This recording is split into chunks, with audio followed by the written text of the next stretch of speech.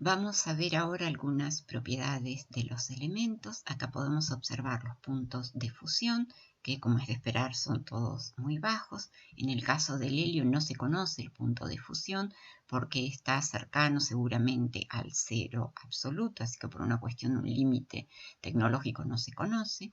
Y acá podemos observar los puntos de ebullición. El punto de ebullición del helio es de 4,2 Kelvin. Por esa razón se usa como líquido criogénico, cuando son necesarias temperaturas que están por debajo de los 4 Kelvin. El punto de ebullición va aumentando a medida que aumenta el número atómico. Cuando están en fase líquida, pueden formar dímeros en muy baja concentración, y estos dímeros están unidos por fuerzas de dispersión que son muy débiles para los gases más livianos. El punto de ebullición va aumentando cuando aumenta la cantidad de electrones que tiene ahora el átomo, y eso hace que estas fuerzas débiles de dispersión vayan aumentando. Son gases monoatómicos incoloros. Estos son los colores que se pueden observar en tubos de descarga. ¿Recuerdan ustedes cuando vimos teoría de orbitales moleculares?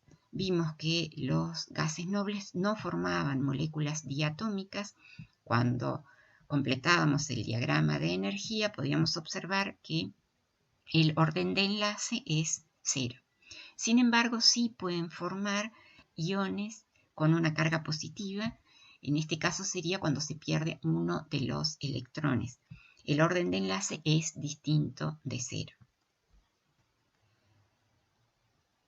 La energía de ionización de los gases nobles es de esperar por tener ahora un nivel electrónico completo y por poseer la mayor carga nuclear efectiva. Es de esperar entonces que la energía de ionización sea alta. Acá podemos observar que el que tiene la mayor energía de ionización es el helio, seguido del neón, y después va disminuyendo. El helio presenta una propiedad interesante. Para eso vamos a observar el diagrama de fases del helio, es el diagrama presión versus temperatura, en condiciones normales, que está, muy lejos en este gráfico. La forma estable, dijimos, es el gas. Cuando el helio se va enfriando, se obtiene un fluido común, un líquido común, que es el helio 1. Pero si este líquido se sigue enfriando, para el helio 4, el isótopo 4 del helio, no se observa para el isótopo 3. En esas condiciones, el isótopo 4 del helio se transforma en un superfluido. Este superfluido o líquido 2 tiene una serie de propiedades muy interesantes. Una de las propiedades que tiene es que es un excelente conductor térmico. Es 600 veces mejor conductor térmico que el cobre. Y además tiene una viscosidad que es prácticamente igual a 0. Por esa razón dicen que forma películas que fluyen hacia arriba de la pared del recipiente que lo contiene. Esto hace entonces que sea considerado un superfluido. Los primeros compuestos que se conocieron de los gases nobles son los denominados clatratos. ¿Recuerdan ustedes? Los clatratos eran compuestos en los cuales había, sobre todo por uniones puente hidrógeno, la formación de espacios o de huecos donde podían alojarse los gases nobles. En este caso se conocen clatratos de argón, de criptón y de xenón. No se forman clatratos ni de helio ni de neón porque son demasiado chicos y se escapan de estos huecos. Este es, por ejemplo, un clatrato que tiene hidroquinona.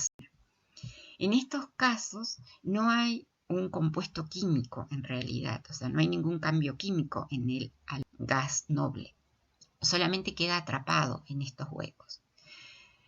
Pero el ser humano siempre está buscando nuevos compuestos y en los años 60 Neil Bartlett trabajaba con el hexafluoruro de platino, que es un excelente agente oxidante, que puede llegar a oxidar al oxígeno, y Bartlett, que sabía mucha química inorgánica, observó que la energía de ionización del oxígeno es muy parecida a la energía de ionización del xenón. Así que probó si el hexafluoruro de platino podía oxidar al xenón. Y así en 1962 logró sintetizar el primer compuesto de xenón, que es un compuesto que tiene el hexafluor platinato de xenón. Hasta el día de hoy no se conoce con exactitud la estructura de este compuesto. Y a partir de ese momento, en muy poco tiempo, se lograron sintetizar unos 80 compuestos de los gases nobles y hasta el día de hoy se siguen investigando. En general son compuestos que tienen al xenón, al criptón y también se conocen para el argón, unidos al flúor y al oxígeno. Los primeros compuestos que se han sintetizado y se han estudiado y caracterizado son los fluoruros de xenón. Se conocen el difluoruro, el tetrafluoruro y el hexafluoruro de xenón. Son cristales incoloros y forman distintos complejos con el anión fluoruro. ¿Cómo se pueden obtener? Se pueden obtener por reacción directa del xenón con cantidades variables de flúor y en distintas condiciones. Cuando se trabaja a 400 grados centígrados y una atmósfera de presión en exceso de xenón, se obtiene el difluoruro de xenón. Cuando se trabaja a 600 grados centígrados y 6 atmósferas de presión en una relación, una parte de xenón, 1,5 de flúor, se obtiene el tetrafluoruro de xenón.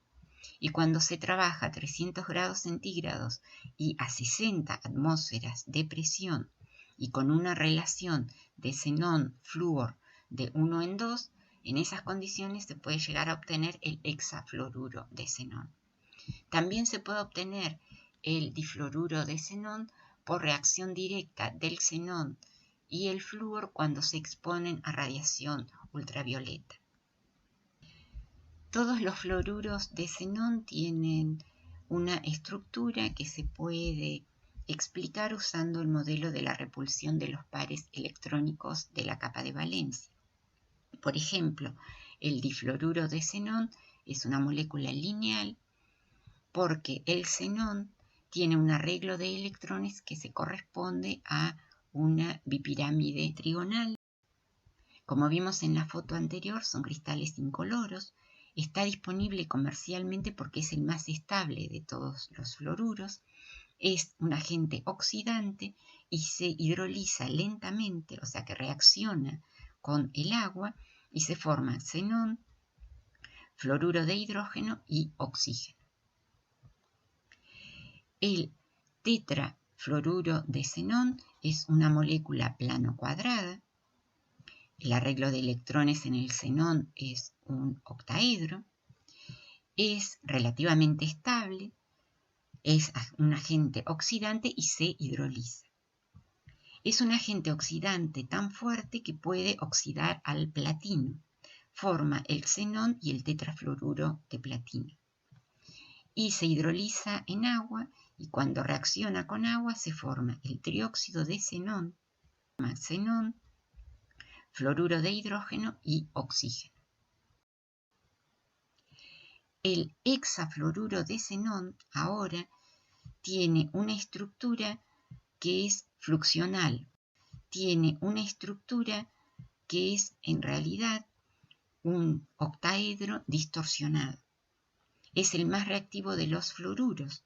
Reacciona, por ejemplo, con el vidrio, porque reacciona con el dióxido de silicio y forma el trióxido de xenón y el tetrafluoruro de silicio. Y además se hidroliza. En agua reacciona y da el trióxido de xenón y fluoruro de hidrógeno. Forman distintos aniones, o sea, los fluoruros de xenón, como dijimos, pueden reaccionar con el anión fluoruro y se forman aniones con distintas estructuras. Acá podemos observar, por ejemplo, la estructura del anión pentafluoruro. Y acá podemos observar la estructura, que es bastante más compleja, del octafluoruro. Estos aniones pueden estabilizarse sobre todo cuando están unidos a cationes grandes, cationes monovalentes grandes como el cesio o el rubidio. Y acá podemos observar, por ejemplo, la estructura del anión heptafluoruro. Con oxígeno forman compuestos que son inestables. El trióxido de xenón es un sólido incoloro. Acá podemos observar la estructura, son moléculas piramidal trigonales, el ángulo de enlace es de 103 grados y la longitud de enlace es de 176 picómetros. Como ya dije, son muy reactivos, el trióxido de xenón es explosivo. En solución acuosa, el trióxido de xenón forma el ácido cénico, que es el más estable, y reacciona con hidróxidos, como por ejemplo el hidróxido de potasio, de rubidio o de cesio, para dar los xenatos. En los xenatos, el xenón tiene estado de oxidación +6. Y en esta solución básica, los xenatos lentamente se desproporcionan dando los perxenatos, en los cuales el xenón tiene estado de oxidación +8. También se conoce el tetróxido de xenón, que es explosivamente inestable. En fase gaseosa forma moléculas que son tetraédricas. Acá podemos observar la estructura y la longitud de enlaces de 174 picómetros. En el año 2011 se sintetizó también el dióxido de xenón. Entonces forma distintos oxoaniones como los xenatos y los perxenatos. Los perxenatos son sales cristalinas incoloras en los cuales el xenón está en el medio de un octaedro, acá podemos ver la estructura, y son agentes oxidantes fuertes en medio ácido. Se conocen oxofluoruros de xenón, que tienen distintas estructuras. Acá, por ejemplo, podemos ver la estructura del oxodifluoruro de xenón. Acá podemos ver la estructura del trioxodifluoruro de xenón. Y en este caso podemos ver la estructura de este que está acá, que es el oxotetrafluoruro de xenón. La estructura de todos ellos está de acuerdo con el modelo de la repulsión de los pares de electrones de la capa de valencia. Algunos son coloreados y todos son agentes oxidantes. Se conocen también estructuras del tipo flúor, xenón, y A es algún anión que tiene distintos átomos, por ejemplo, con cloro, con azufre, con teluro. Acá podemos observar la estructura de este compuesto, en el cual tenemos un átomo de xenón que está unido a un flúor, a un nitrógeno, y este nitrógeno a su vez está unido a azufre. Y se conocen compuestos que tienen enlaces carbono-xenón, o sea, son compuestos en los cuales ahora hay una unión entre el xenón y el carbono. Por ejemplo, en este caso es una estructura en la que hay un hidrógeno xenón y dos carbonos unidos por un triple enlace, o bien hay, en este caso el carbono nuevamente, dos carbonos unidos con un triple enlace y dos átomos de xenón unidos a los carbonos. Estos son entre algunos de los muchos compuestos que se conocen. Se conocen también sales con distintas estructuras. En este caso, por ejemplo, el xenón está unido, que es este que está acá, está unido al oro, y este oro a su vez está unido al arsénico. Esta es otra estructura en la cual el xenón ahora está actuando como puente, o sea, el xenón está unido a moléculas orgánicas. En el caso del criptón se conocen muchos menos compuestos. Por ejemplo, esta es la estructura del difluoruro de criptón, que es un sólido incoloro dimórfico y es menos estable que el difluoruro de xenón y es un agente oxidante.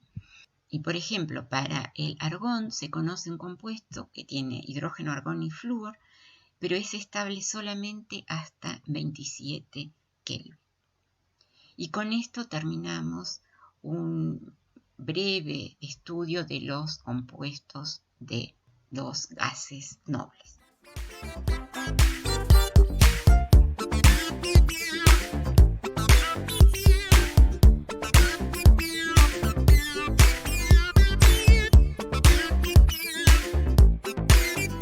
Es el Erlander 10 en acción. Mide 92 metros de largo, 18 más que los aviones más grandes de la actualidad, el Antonov AN-225, el Airbus 380 y el Boeing 747. Su estructura es de fibra de carbono y su globo está relleno con gas helio, materiales resistentes, sin embargo un 40% más ligeros. El Erlander 10 trae a la memoria los dirigibles que surcaron los cielos hasta los años 40 del pasado siglo, una forma de volar que se abandonó tras el terrible accidente del Hindenburg en 1937. Propulsado por 4 motores diésel, puede permanecer hasta 5 días seguidos en el aire a una velocidad de 150 km por hora. Aterriza en cualquier superficie, sea tierra, nieve, agua o hielo, y despega casi en vertical.